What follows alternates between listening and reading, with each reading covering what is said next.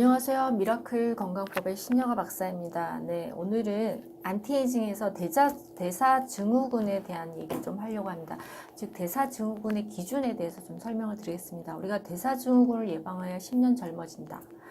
자, 우리가 젊은 외모라고 하는 것은 얼굴만 보는 게 아니죠. 우리가 얼굴만 보는 게 아니라 어떤 사람을 볼 때 젊은 외모라는 것은 옷차림이라든지 행동이라든지 마인드, 에너지 레벨, 어떤 신체 조건, 총체적인 느낌이죠. 근데 물론 이제 가장 처음에 봤을 때 피부 상태나 건강 상태를 볼 때는 이제 피부 상태가 가장 많이 좌우되기도 하겠죠. 그리고 피부가 깨끗하고 맑고 그러고 특히 또 몸매가 날씬하면 조금 더 젊어 보이는데요. 이게 연구 결과로 입증된 사실도 있습니다.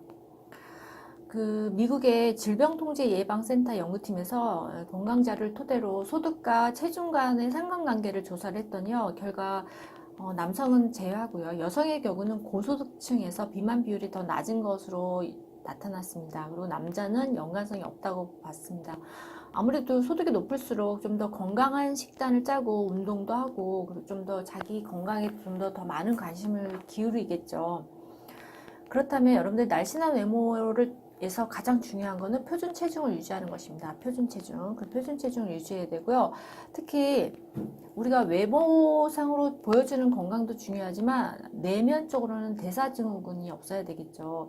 그래야 진정 이너뷰티 안에서부터 진정 건강하다고 할 수 있는데요.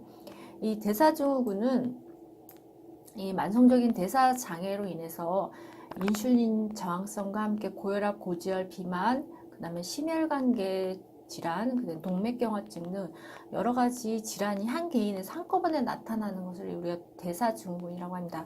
그러니까 예전에는 뭐 성인병이란 단어를 많이 쓰기도 했고요. 요즘은 뭐 생활습관병이란 단어로 좀 많이 쓰이죠. 생활습관 때문에 생기는 질병이라고 해서 생활습관이라는 말도 쓰고 있고, 그다음에 대사증후군이라고 쓰고 있습니다. 그러면 일반적으로 5가지 기준 중에서 3가지 이상이 해당되면 대사증후군으로 판단됩니다. 그럼 여러분들이 대사증후군에 해당이 되는지 안 되는지 한번 보시기 바랍니다. 자, 5가지 기준은요. 첫 번째는요. 중심 비만을 특히 동양인을 기준으로 했을 때 남자의 경우는 허리 둘레가 90cm, 여자는 80cm 이상입니다. 자, 허리 둘레가 남자는 90, 여자는 80cm 이상.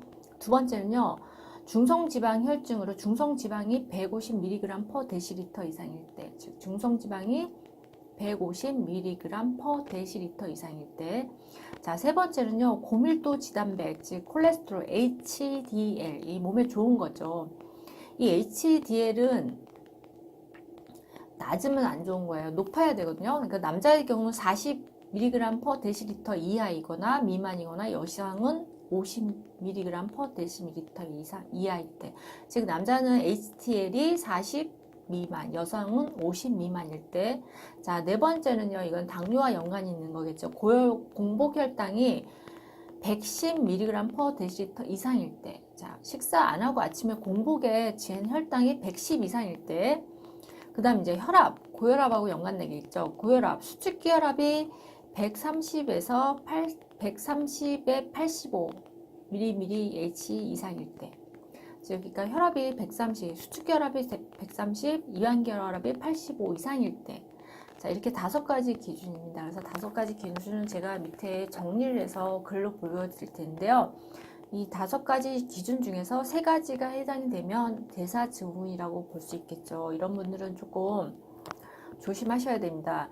자, 두꺼운 허리 둘레는 평상시 내가 가식을 했다는 증거고요. 그다음에 고지혈증은 지방을 가다 섭취했다는 증거고, 고혈당은 자, 설탕이나 이런 당분을 많이 섭취했다는 증거고요. 고혈압은 소금을 가다로 섭취했다는 숨겨진 메시지입니다. 이 대사증후군은 나중에 여러분들이 여러 가지 당뇨병도 유발할 수 있고, 그 다음에 심혈관 질환이라든지 뇌혈관 질환, 심지어는 우리가 그 치매하고도 연관이 있기 때문에, 뇌혈관성 치매하고도 연관이 있기 때문에 여러분들이 이 날씬함은 그냥 보기 좋은 외모만을 상징하는 것이 아니라요. 우리 내면의 건강, 즉 내면의 이너뷰티, 젊음을 유지하기 위한 기준입니다. 그래서 여러분들이 이 기준 안에, 정상 기준 안에 꼭 들어가시기 바랍니다. 자, 오늘은 여기까지입니다.